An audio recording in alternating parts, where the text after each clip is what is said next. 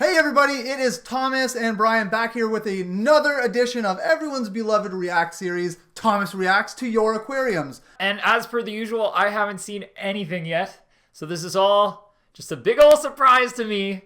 And we're going to have a lot of fun. Yeah, he's seen nothing, so everything's going to be brand new. Let's start with... Lay it on me. Andrew W. Whoa! Now Andrew says, here is my axolotl tank. Oh, I love it. It's my axolotl tank with White Cloud Mountain minnows. This is a tank I made in college, and I'm doing an upgrade for it soon with a bigger tank. I love it. That is a beastly axolotl. That thing is humongous. I'm not going to lie. I think that might be, I don't know, like relative to what. I'm guessing that ornament's a decent size based on the amount of texture that's on it. That axolotl's got to be a decent size, and he looks chunky. That's a monster. He's like a little aquatic dragon. He's looking super healthy. I'm glad to see that he's on sand. That's usually the best thing to keep them on, that or bare bottom. But I think sand's probably my preference. The tank's laid out super simple, looks incredibly clean. I see you've got what looks like a couple of aqua clears on there. You've got a good temperature probe in there, so you got a good handle on the temp. Feeding ring too. That's I don't know if the feeding ring's for the axolotl as much as it is for the white clouds, I'm guessing.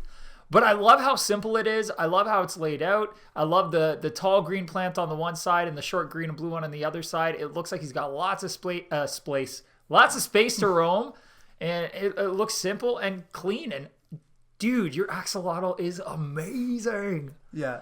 No, I also love that it's just like the standard axolotl color. It's not like they come in all different colors, like albino or leucistic, or they even have glowing versions now that are in the same way glowfish work, are infused with fluorescing proteins. But I love seeing just the basic specimen like axolotl in just all of its huge glory. Yeah, that thing's crazy. That's incredible. How old is this axolotl? I want to know more. Yeah, let us know in the comments. How old is your axolotl? How long have you had it? How big is it? I love to know all these things. Excellent tank. Super impressed. Really glad you sent it in. Very cool. Next up, we'll move to James C. Nice. Now, James C. says, this is my 29-gallon community tank. It's my first attempt at a planted tank. It's been running for 7 months.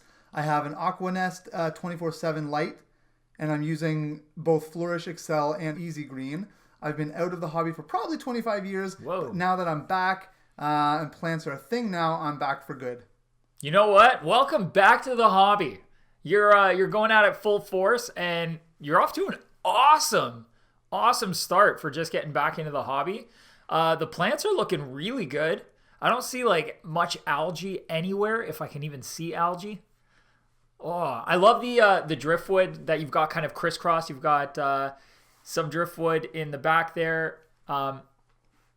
Yeah, I'm pretty sure that's not part of the background. That looks like an actual piece of wood. So you got one piece of wood coming down from the left on an angle to the right, and the other one from the top right down in front of it to the left, and it looks really nice. I love the selection of plants you've used. None of those plants are overly difficult, but if you're not using like true injected CO2 or anything like that, this is an incredible selection of plants. I love the lotus bulb that I think I see back there, or at least a lotus plant. Maybe you don't have the bulb that's reaching up to the surface just in front of the power head that's in the top left-hand corner.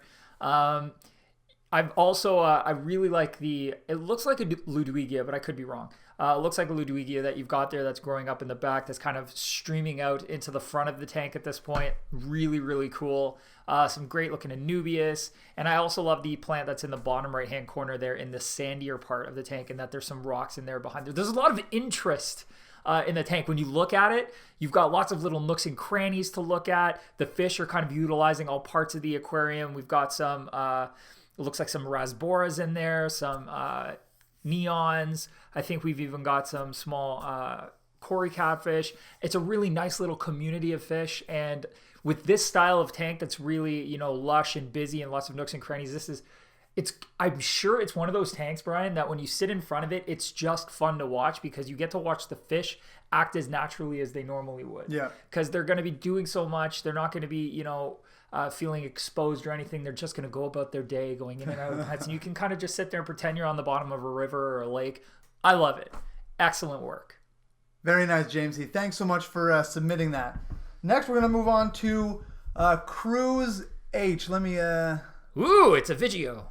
Yes, it is. Nice. Oh, I love what I'm seeing. A pistogrammas. We got some emperor. I think they're emperor tetras. Some cardinal tetras. The plants look awesome. And they're a really great contrast with the lava rock in there. Got a good amount of flow in this tank. You see this huge spray bar across the back of the tank. You've also got a Coralia on one end of the tank creating a lot of flow. So this is obviously more of a river type setup. I love that it's a nice, shallow, long aquarium because it really plays well to that kind of flowing river look. All the plants honestly look immaculate. Immaculate. No, does this tank have injected CO2? Oh, he didn't actually send any information details on it. No, nothing. Oh man, I'd love to know more about this tank too. It looks really, really well put together. It looks really happy and healthy. The substrate, I'm not positive what substrate's there. It might be a dirt bottom tank. It might be a combination of sand and something else. The video is a little bit compressed, so it's hard to tell. But man, is that beautiful. The amount of flow in the tank is really entrancing. The way the plants are moving, the way the fish are utilizing that flow to kind of move around the tank. It's really nice. And are those shrimp? Looks like a bunch of, at the back corner there, a bunch of like volcano shrimp, cherry shrimp, or crystal shrimp, crystal red shrimp or something. Really nice. Excellent work. Man. I love our subs. Yeah. They're awesome. Yeah, these tanks are pretty incredible. I love the way the plants are like moving like with the flow, like these giant leaves, watching them flow back and forth. I love that part. It's really nice. It's really nice to watch. Man, I'm getting inspired.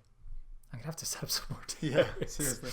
Wow. Next up we have Red Slayer. Now he sent some info for us too. Oh, all right? Nice. So he says, just came across your channel and I love it. Yeah. Awesome. Thank you. Immediately subscribed. Thank you. Yeah. Thank you. Anyway, here's my tank for consideration. It's my very first tank, and I just went the full Monty and started with a full planted tank. Just jumped right into it. Wow. So he says, hardscape, 10-gallon, fluorite substrate, locally collected granite, and white gravel. The plants, Rotala, dwarf sag, dwarf hairgrass, Java moss bonsai. And for stock, 5 neon tetras, 5 golden zebra danios, 2 autosynclus, yep. 10 RCS, red cherry shrimp, right, and 3 Amano shrimp. Nice. Sun canister, Aqua Neat full spectrum LED, 50-watt heater. Let me know what you think. Honestly, if this is your first off, just straight up. Even if you are a seasoned aquarist and this is a planted tank you've set up, I would say you're doing good. The fact that this is your first tank, you're doing awesome. Really? Yeah. Again, I don't see maybe there's a little bit of film algae here and there. I don't see much algae at all in this system. All the plants look like they're taking well and they're growing well. The Rotala is a little on the leggy side, but that's not uncommon, especially if you take, a bunch of Rotala and spread it out. So you're going to find that you're going to start growing some root structure on the stems of the Rotala. So what you can do at that point is when you trim it down, take those trimmings that you have that have a little bit of root system on them and just tuck them into the gravel as well, and they'll grow back up again. So you're just going to keep creating more plants until you have that Rotala coverage you're looking for. You'll find that they'll get more and more red the more light you expose them to, but I'm sure you obviously have done research, so I'm sure you know that as you add more light to the system, there's going to be higher demand for CO2 and nutrients and stuff like that. But your fish look happy and healthy. Neons are not the easiest fish to start with for a beginner, so the fact that they look happy, healthy, and like they're doing well, kudos to you. You're doing great. I'm glad you did a canister filter. I'm glad you got a pretty good, it looks like a good full spectrum light right off the get-go. I love the fact that your heater has a guard built onto it. We just not long ago talked about Brian and I about heaters and them getting smashed and stuff. So that's awesome. It's a great precaution to have.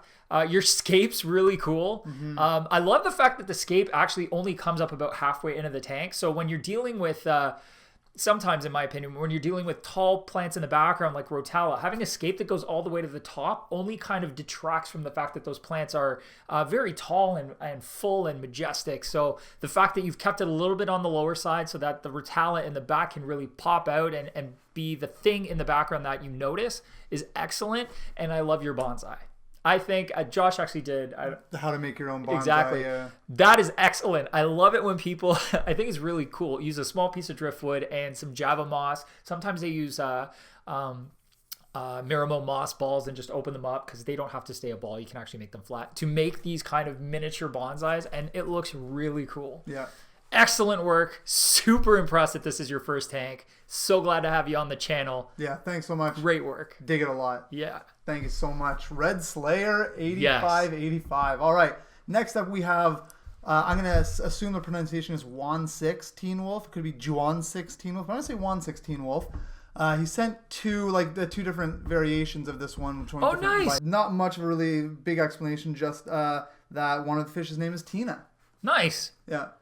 And like I said, we got the two here to kind of show you the difference in lighting, I suppose. Beauty.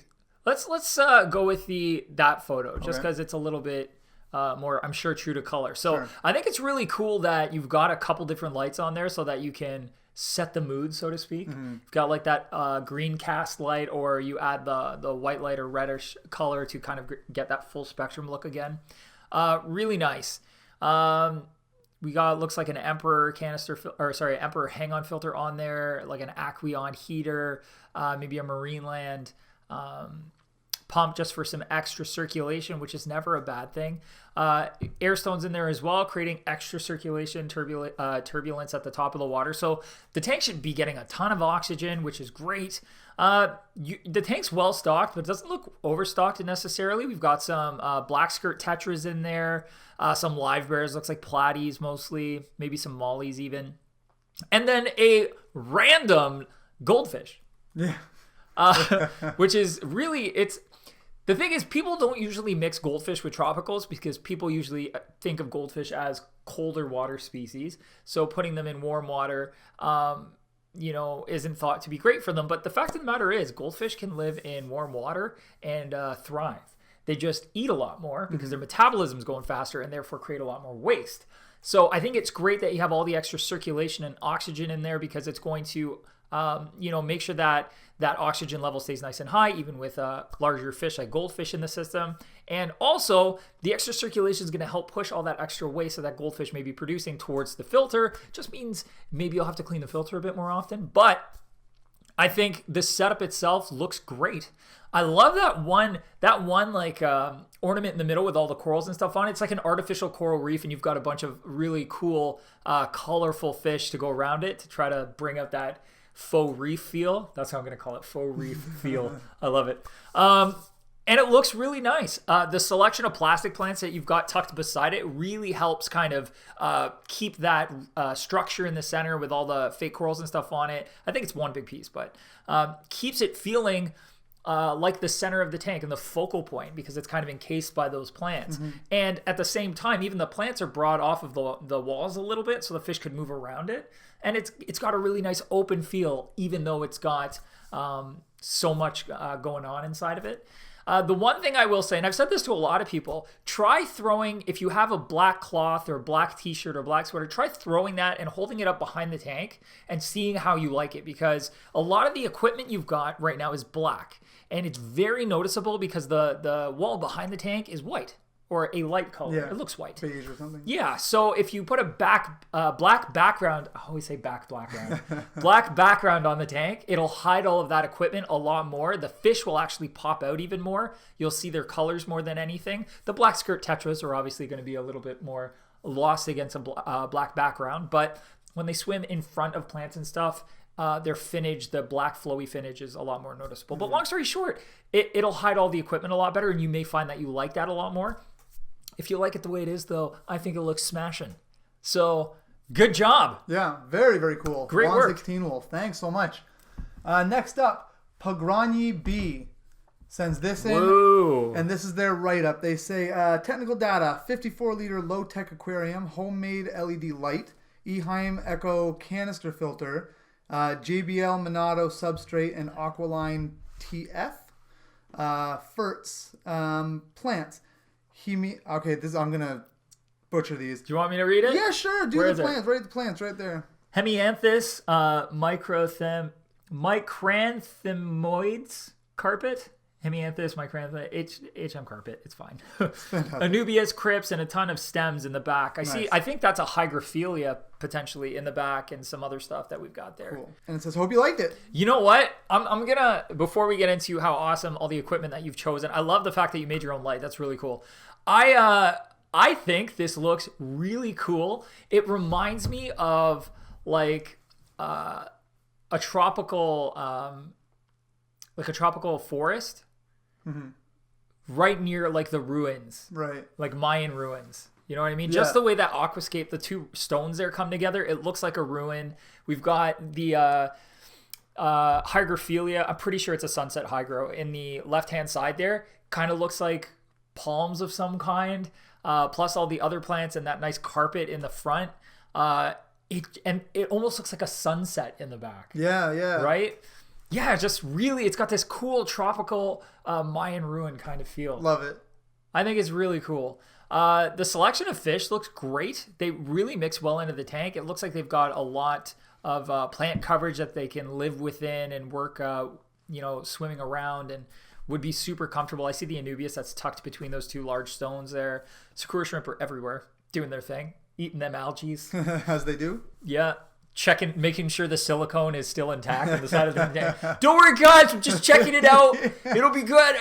We just got to do our inspections, make sure the tank doesn't burst. Just being a responsible shrimp and having a lot of fun. We've got a lot going on in the tank, and it comes together real nice.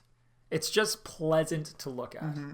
I think there might be a little bit of algae buildup here and there, but the shrimp are definitely going to take care of that. And if you find that you're just getting more algae than you'd like, you can the shrimp are just going to breed and kind of take care of things on their own, but you can also temporarily reduce the amount of light the tank gets.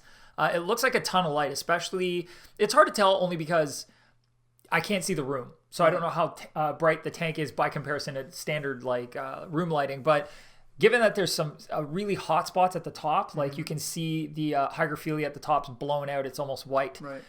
Versus the bottom, which is still very brightly lit. It's definitely a bright light, like a very bright light. I don't know, did they mention injected CO2? They did not. There was no mention of that. It's possible that you've just got more light on there that the plants can utilize without CO2. And if that's the case, backing the light away from the tank, if you didn't make it a dimmable fixture, may help with some of that extra algae growth you're getting. That I could be wrong. It might not be algae. It could be something else. But yeah, man, that's cool. I love that sunset look. I love it. Yeah, really, really neat. Great scape. And the equipment list that you had, all excellent equipment. I'm a big fan of Eheim, so tickled my fancy. You really are, yeah. I do. I've honestly, when I own equipment that lasts more than 10 years, going on 20. Yeah, no, that's a testament, but it's awesome. Good work. Very cool. Thanks so much. Next up, we have, I'm going to say the name is Mithun. Hopefully I pronounced that right. Okay, so nice. there's a few he sent a couple of close-ups that we'll switch to as well. A short description of the tank. It's a 50-gallon freshwater tank, about 3 feet. It's been set up for about a year now. Always wanted to have a jungle tank, and this tank was an attempt in creating one. It's got a variety of plants in there, jungle vile, different types of Anubias. Yeah. Anubias are in there. Yeah, moss, tiger, and red. Is there Rickia in there? It says tiger and red lilies and Amazon swords, etc. I didn't mention that. I run 2 canister filters on it to ensure consistent water quality. My current stocking in the tank: 4 discus, 1 yellow ram, 6 rainbows, 10 neon tetras, 6 autos, and shrimps. Says there's been an explosion in the population of shrimp, so I think I have close to 20 to 30, and nice. Then snails as well. Beauty. So I would love to hear your thoughts on it. You know what? It looks crazy. It looks good. It's a really good looking tank. You picked an excellent piece or pieces of driftwood for your centerpiece there. It looks really nice. I love how you've loaded it up with plants. It looks like you're really mindful about your placement with the plants, which is really cool. Like, we've got most of the Anubias kind of hanging out together. A lot of the carpeting plants, or the plants you're using for carpeting in the front and stuff, are growing well, but you've also split it up where we've got, it could be a moss, it could be Rickia, I'm not entirely sure what it is just because of the, the photo is only so large. But in the left-hand corner at the bottom there, we've got, I think, the same plant that we have also appearing up on the driftwood. So we've kind of got it in two places. So it's being brought into another part of the scape, which I always find when you do that, it makes it feel a lot more natural. Like you never just see one plant in one spot and then it's nowhere else. Right. It's always kind of growing in multiple areas. So I really like that. I love I think it's some kind of rotala or something in the back that's growing nice and tall right in front of the jungle valves, or the valves that are in the back there. And they're getting nice and red there. I think I see a CO2 diffuser in there, which would make sense because this is a ton of growth and a lot of light. So it would make perfect sense you've got injected CO2. Man, I even love the plants on the right-hand side there. We've got some reddish plants starting to grow. And then also these taller ones that look, again, like some kind of exotic fern or palm kind of thing that's going on. Your discus look gorgeous. Yeah, I love this guy just looking right at the camera. Yeah. Not beautiful. I love the fact that we've got what is essentially a standard like wild type discus and then some variants that show the contrast of how cool and crazy discus morphs are, or discus colorations and patterns that we've kind of honed in on over the years. He sent some close-ups here. Let's have a look at one of them. That's really cool looking. Wow. Yeah, right? See, this is the thing. I love discus. I think they're gorgeous. They're a higher maintenance fish, and I've never gone that route because I've never felt like I had enough time. Right. But they're beautiful. Every time I see them, I'm like, I have to do this. So that gorgeous. I love that. That's like a panda kind of orange color. Beautiful. No pattern, just like bright, just bright orangey red. Then this guy's got that great patterning, like the striation that you see in like the wild kind of type, but also with that kind of panda coloration underneath it with the blue on top. Beautiful. Very cool tank, man. Yeah. Very cool. I love it. It's so full, so lush. Yeah. No, it's incredible. Yeah. That is a gorgeous tank. I love that it's rimless. I like the cabinet it's sitting on. I know it's a little dark, but I can see it's all kind of just in line with the tank. It's awesome. You are doing great work. Keep it up. Yes. Very neat. Thanks for sending that in. Next up is Bo.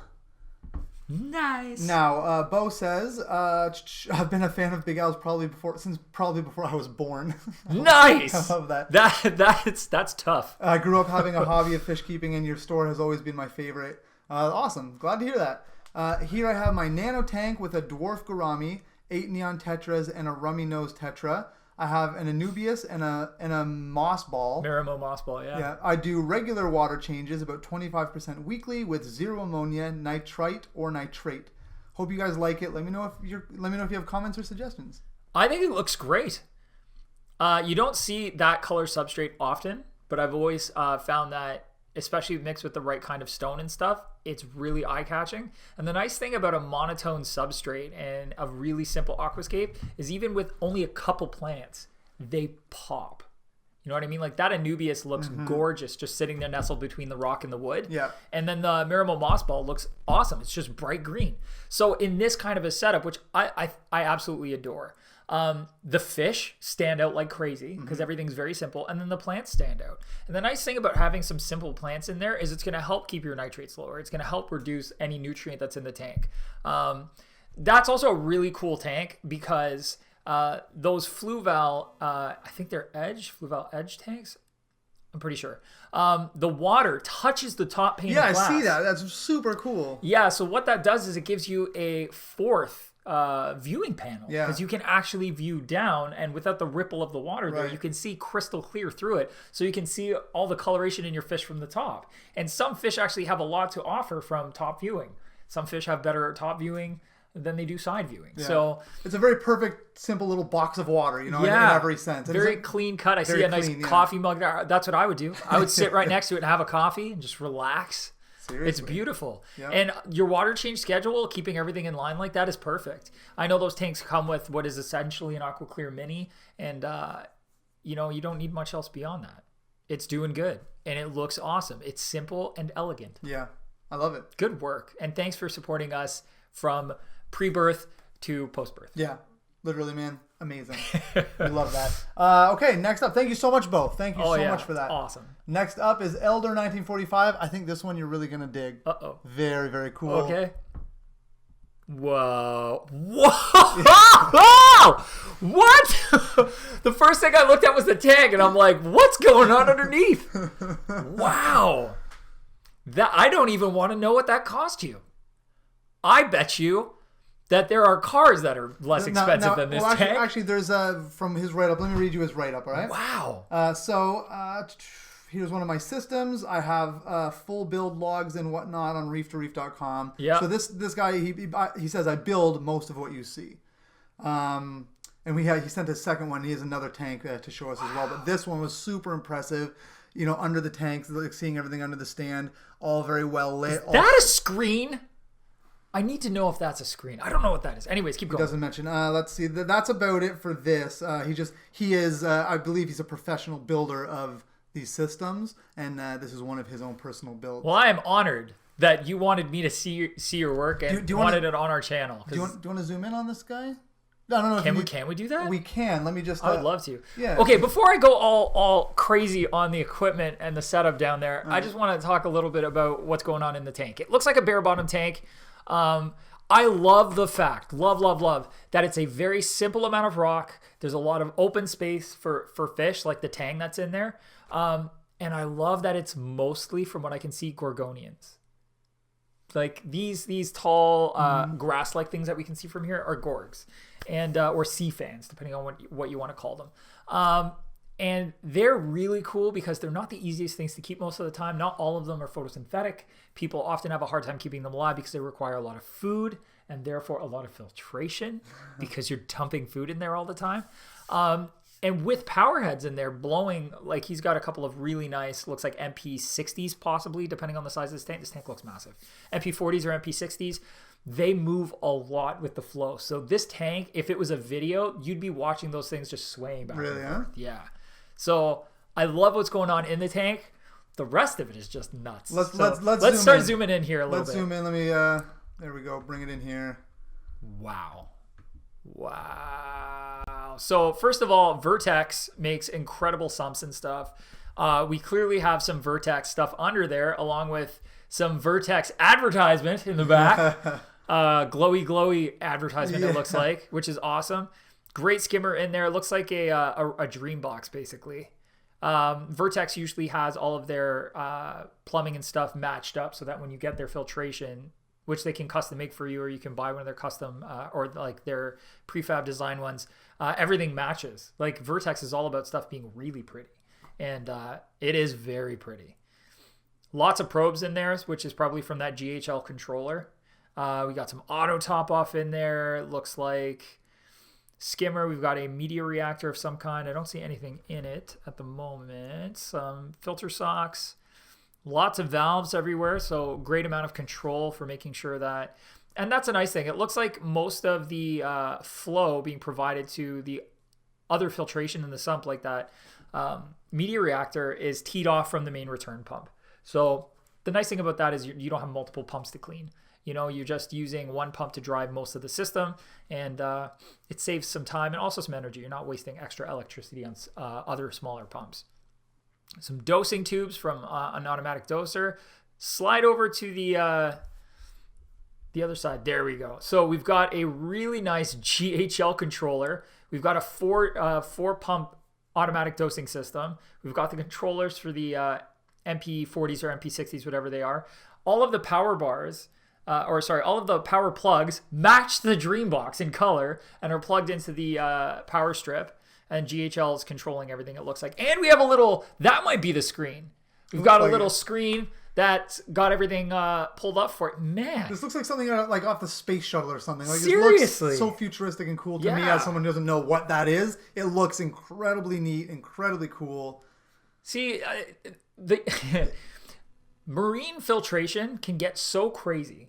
There's so much stuff and tech you can buy for your marine tank, and most people have it understand and you can't see it. It's all just tucked away, but there is something to be said for when you can, display everything that makes your tank tick in a way that just it is almost as interesting to watch outside of the tank just to see what's keeping it going as it is to watch what's going on inside the tank. And we've got the GHL branding above the GHL controller. I saw that it's probably GHL Mitras lighting or whatever it is, LED lighting, I'm guessing, up in the canopy there. Scroll up. Yeah. So, and that also looks like, I don't know what he's got. It might be metal halides. Anything goes. But GHL branding up top there too. Like, it's obvious that it was as important for you that the outside of the system and everything that's going on underneath the tank, keeping it alive, displaying that was just as important as what was going on inside the tank. It looks like it should be going like beep, boop, beep, boop, beep, boop. Like, it looks like one of those like things in the background of a Star Trek episode. Yeah, with the computer. Random blinky lights everywhere. Computer. Locate Nasotang. Nasotang is on deck 6. Yes. Yeah, that is incredible. When I saw it, I thought, oh man, Thomas is going to love that. It tickles my fancy. Yeah. That is absolutely crazy. Very cool. And then here's another one. Another tank he has, I guess was his build, his Reefer 450. Beautiful. Reefer 450, yeah. Beautiful. This is a really nice mixed reef. Really, really well grown in. We've got a really nice, it looks like a millipora, potentially like a pink millipora or maybe a prostrata.